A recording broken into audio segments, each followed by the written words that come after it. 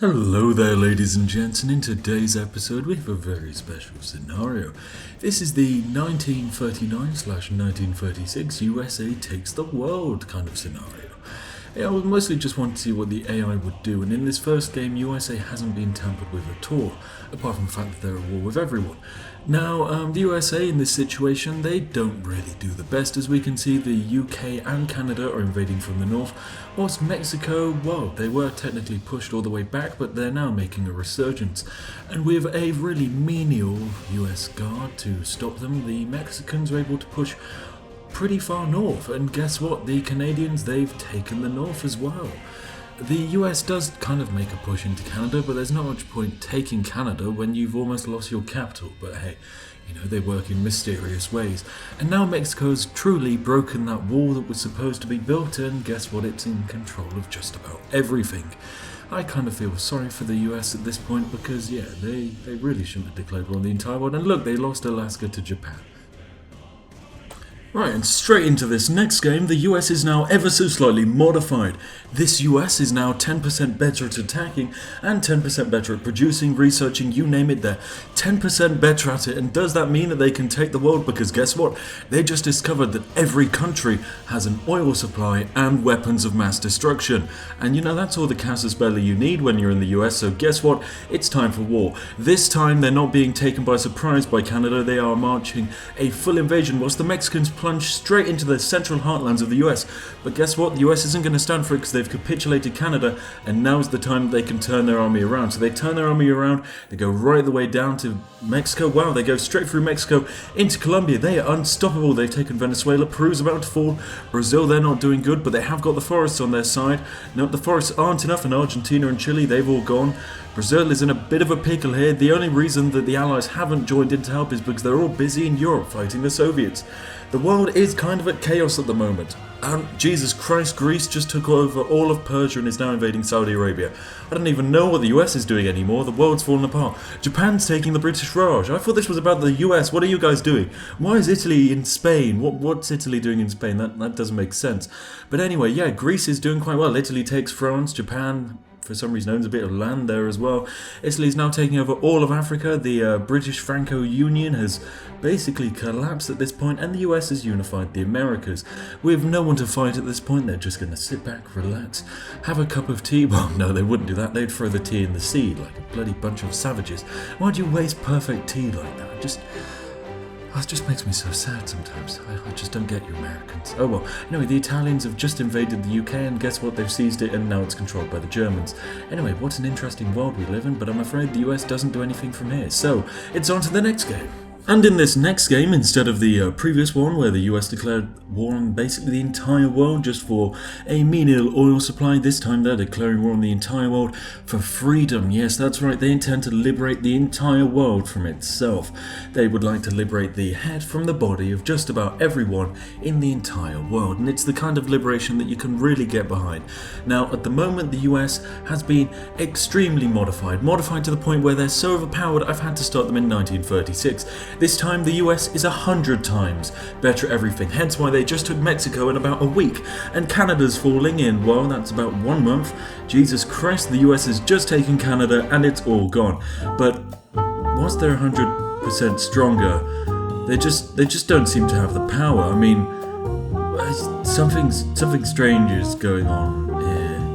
Are they just Central America? What's happening there? You literally have 400 divisions and you can't seem to take this piece of land. You have 400 divisions, US, and they are the most powerful divisions in the world, and these are some minor countries. Why haven't you taken them, US? Okay, well that's enough of asking the US too many questions, because we all know what they're like. And we're back now, but this time with a vengeance. The US, of course, after being embarrassed by sitting around for so long, decides to drop the atomic bomb on Brazil, and the entire thing capitulates within about a week. It capitulated so fast, in fact, that this time lapse of about 6 hours worth of gameplay, sped up to about 64 times, I do believe. Yeah, it couldn't even see that, it just happened instantly. But this time the world is a little bit more stagnant because not everyone in the world's at war with each other. Germany has fallen, Yunnan for some reason is in control of China, and the US is just basically going to sit there for a bit. They've got their island, they've not got their tea because they threw it all in the ocean, but they have got their island, and most importantly, they've now gained a bit more oil supply, and that was really what they were looking for when you think about it. Now, oh my god, the US has invaded Iran. No one was really expecting that. It was such a surprise invasion. Even the US wasn't expecting it. France has a civil war and is now communist, but other than that, the world's pretty similar. The British Raj now, of course, holds most of Iran. Basically, the entire world is united against the US. The US is also running quite low on manpower, suspiciously low in fact. Even though their forces are really powerful, they just don't have enough men to stage a wider invasion. And with the crushing defeat in the Middle East, the US now must prepare for their next big invasion. They need to pick a country and nuke it into capitulation, and then rush troops in as fast as possible in order to hold it. What target will they choose next? Who knows? But Zubei Sanmar is now in control of China, and they chose India. But can they get the forces there in time? We can see they've created a few front lines. They're trying to stop the Portuguese, but Nepal is the one who's able to do it. Nepal has taken most of the victory points, and that's it. That is the US completely out of India. A completely wasted invasion. The US also at the same time tried to invade Portugal and just got completely evicted by the Spanish there. Really devastating plays, but where will they land next? In this brief moment of silence, I'd like to thank all of you for tuning into the stream yesterday for Hearts of Iron 4, and for all of those who liked the video and leave a lovely comment. It's absolutely wonderful to have all of you in the community, and it's great to see the channel growing. Feel free to give me any suggestions you have, because I love listening to you guys, and it's just one of the greatest jobs to have. Anyway, so now the US, they tried to take back Siam with a surprise invasion there, but they just haven't really got the forces to hold on, and once again they lose it. But this time they've changed their recruitment policy. They've got slightly more manpower. I think they've got an extra maybe million to work with, but is it enough to take out the entire world? Well, you'd be surprised, because it actually is. They land in France, they land in Spain. They do it so fast, in fact, that really you don't actually see it happening, and it was mostly just nuclear weapons that allowed them to capitulate it. But that's it. They get forced out of Europe once again by the Brits and the Italians and the Belgians, but this time they've gained a foothold in Africa. This is almost entirely because the Italians were too busy to defend the border, but that's it. They've now invaded Saudi Arabia, and that's the oil they've been looking for. God, you've been eyeing that one up for years, haven't you, US?